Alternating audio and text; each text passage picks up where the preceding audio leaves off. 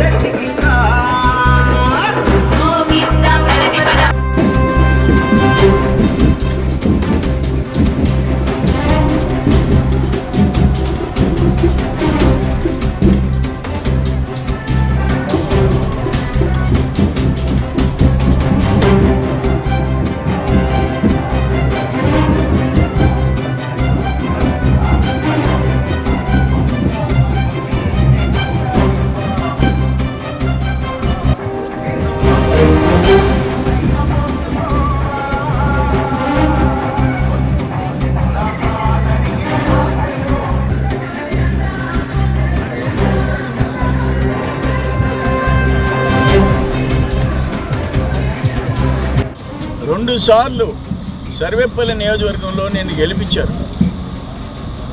మొదటిసారి నేను లేటుగా వస్తే 10 రోజులు ఎలక్షన్ చేస్తే 5,000తో నేను ఓడిపోయినా. రెండోసారి ఒక్క ఛాన్స్ అని చెప్పి జగన్మోహన్ రెడ్డిని చూసి ఓటేశారు. నీ ముఖం చూసి ఓటేయలే.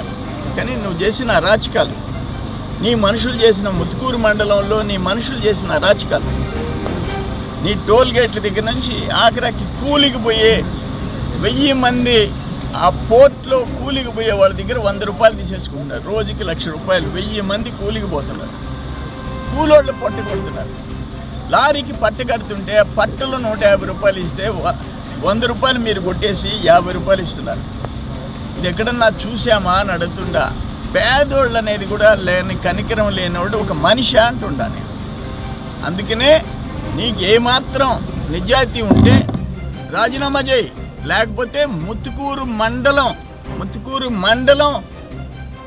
నిన్ను ఇంటికి పంపిస్తారు. అన్ని మండలాల మెజారిటీ వస్తాయి. ముత్తుకూరు మండలంలో నీకు మనుషులు కూడా దొరకరు. అసలు జగన్మోహన్ రెడ్డి ఏం చేస్తున్నాడు అక్కడ కూర్చొని? ఒక కల్తీ మద్యంలో ముద్దాయని, ఒక నకిలీ పత్రాల్లో ముద్దాయని నువ్వు మంత్రిని చేసి పెట్టి, వ్యవసాయం అంటే తెలియదు వ్యవసాయ మంత్రిని చేసి రైతుల కొంపలు ముంచి 3,50,000 ఎకరాలు ఈ జిల్లాలో మీ పాపానికి, మీ నిర్లక్ష్యానికి, మీ అహంకారానికి మొదటి పంట పెట్టుకోలేని పరిస్థితి వచ్చిందంటే ఇంతకంటే ఘోరం ఏముంటుంది? ఇంతకంటే నేరం ఏముంటుంది? అందుకని నేను వెంటనే రాజీనామా చేయి, లేకపోతే ప్రజలు నిన్ను ఇంటికి పంపిస్తారు, తోడేరికి పంపిస్తారు. 31కి కృష్ణపట్నం కంటైనర్ పోర్టు మూతపడింది. నేను పదే జనవరి 20వ తేదీ చెప్పా, మూతపడలేదు. అది మూతపడితే నేను మంత్రిగా, ఎమ్మెల్యేగా ఉండనన్నావు. ఈరోజు ఎట్టుంటావు?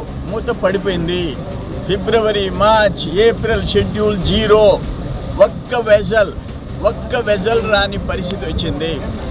ఏమాత్రం కాకానికి వద్దన్నిటిలో నీతి నిజాయితీ ఉంటే, సిగ్గు శరమ ఉంటే, వ్యక్తిత్వం ఉంటే, మానవత్వం ఉంటే, నువ్వు మనిషిగా ఉంటే రాజీనామా చేయి. 10,000 మంది పొట్టగొట్టి దుమ్ము ధూళి ముదుగురు మండలం మీదేసి, చిలుకూరు మండలం మీదేసి నువ్వు మాత్రం ఏసీ రూముల్లో, సింగపూర్ హౌస్లో కూర్చొని, కరోనా హౌస్లో నువ్వు ఎంజాయ్ చేస్తుంటే ఎవడప్ప సొత్తు ఇది? 96లో చంద్రబాబు నాయుడు గారు ముఖ్యమంత్రిగా, నేను ఎమ్మెల్యేగా వచ్చిన పోర్టు అది, మొదలైన పోర్టు, ఇంత పెరిగిన పోర్టు. 12,000 మంది ఉద్యోగాలు పొట్టగొట్టిన తర్వాత నువ్వు ఎట్టుంటావు మంత్రిగా? నీ నోటి గుండా చెప్పావు, రోడ్డు మీద కూర్చొని ధర్నా చేస్తా, నేను ఎమ్మెల్యేగా మంత్రిగా ఉన్నంత వరకు ఆ పోర్టు మూతపడేదానికి లేదన్నావు. ఎందుకు ఇంకా నిమ్మకు నీరెత్తినట్టుండావు? అంటే అదాని దగ్గర, ఆ కంపెనీ దగ్గర ఎంత ముట్టింది నీకు? ఎంత దోచుకున్నావు? ఆ టోల్ గేట్ పెట్టి